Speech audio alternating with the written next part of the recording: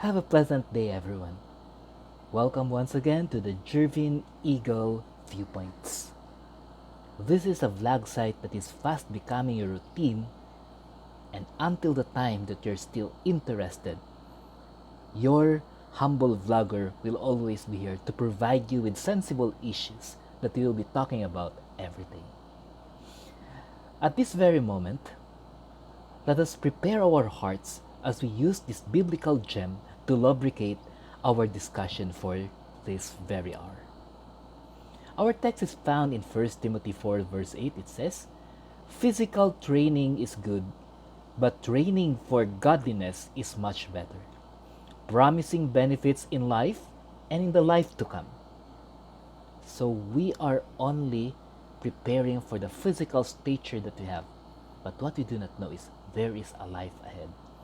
And that is more important than preparing for all the physical structures, the physique that one can have.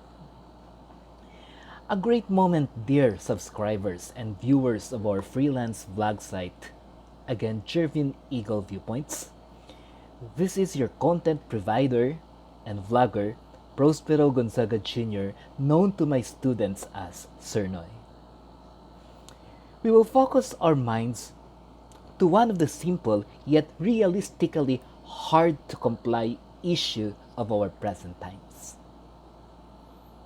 This is sensible physical exercise, inseparability of effort and sunlight.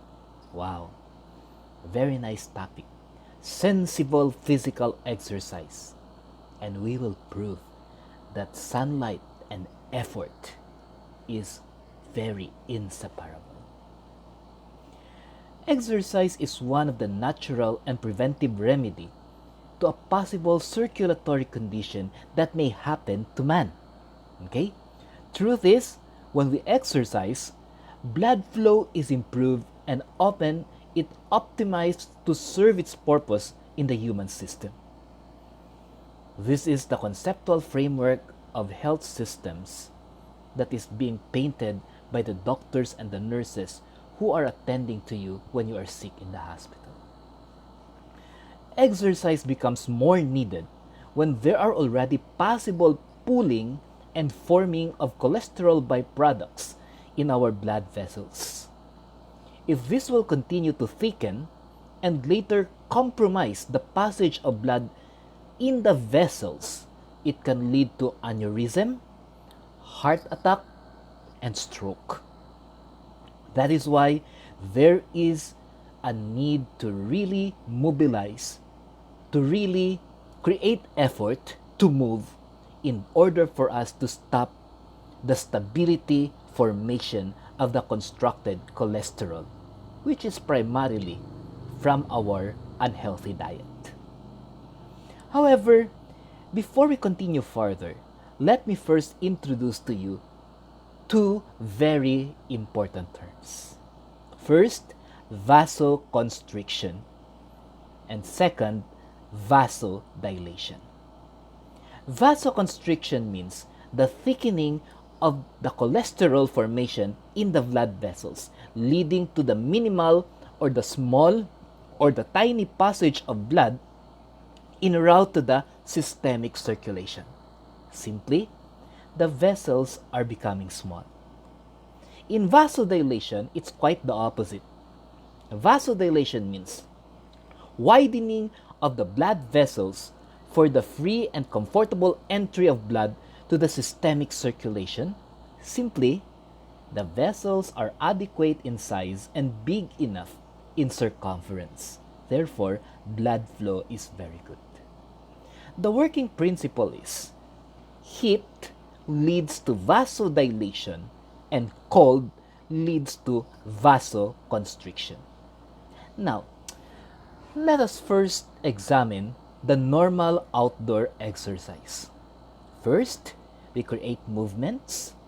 Then, these movements shake down cholesterols and prevent them from cementation in the blood vessel.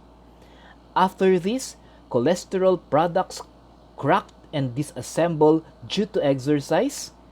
Next, Sunlight creates heat to destroy and liquefy this cholesterol ready for flushing out of the human body, maybe by urination or by defecation.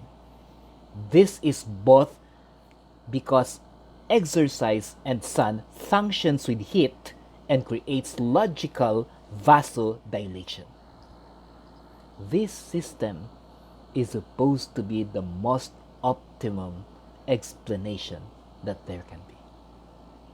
Now, let us examine the more common options of people during these ages. Let us examine indoor exercise, or what we commonly know as fitness centers and sweat gyms.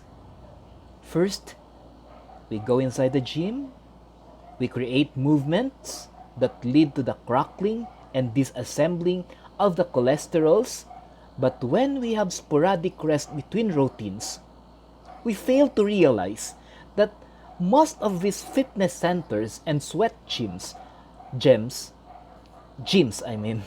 are actually air conditioned and its surroundings are full of fan that makes the place a very cold environment. Thus, during sporadic rest, the body is exposed to cold air conditioned temperature, leading back to the disassembled cholesterol, or cholesterol byproducts to assemble again and thicken the blood vessel. So in short, we're just playing here hide and seek. First, we crack down the cholesterol, we rest, with coldness around, we put back the cholesterol. We crack down the cholesterol, we put back the cholesterol. If you come to think of it, it is a vice versa action that leads to no improvement if the aim of the exercise is to create a healthy output of clearing or optimizing the circulation of blood in the human body. Now, let us go back to the fundamental principle. Exercise without sunlight is more of a detriment than an advantage, especially in the fight against aneurysm, strokes, and heart attacks. Often, the beauty of a hybrid socio-economic facility diverts us from the goal, which is to exercise for maximum circulation, leading to prolonging of the life. Now, if you will ask me, what if we will do exercise during nighttime? Well, you are right. This is still exercise. This is not really very cold, but there is no sun. So the tendency still of recurring cholesterol blockage will be 1/2 the actual times that you are having it inside the gym. Meaning, there is still a possibility that cholesterol that has been broken down will still go back and thicken the blood vessels. This is a very simple ideation that this vlog site is sharing with you. But I hope you have learned something, and even how hard it is, we should always implement what is logically and healthy-wise right in our decision to do things. It is exercise effort plus the presence of sunlight that makes a very effective physical routine that will lead to an effective and efficient blood circulation in man's system. There is no other way than that. Well, the good news is the sun or sunlight is free. The roads have no payments as we walk every day. Do what is right, because if we are doing something but it is not right, we may still end up unhealthy. This is your friend in the vlogging community, Bros Gonzaga Jr., known to my students as Sir Noy. Don't forget, sun and exercise are inseparable. God created both to be used inseparably for a healthy human life. And that's the way the eagle catch the prey. God bless and have a great time exercising. See you in our next vlog.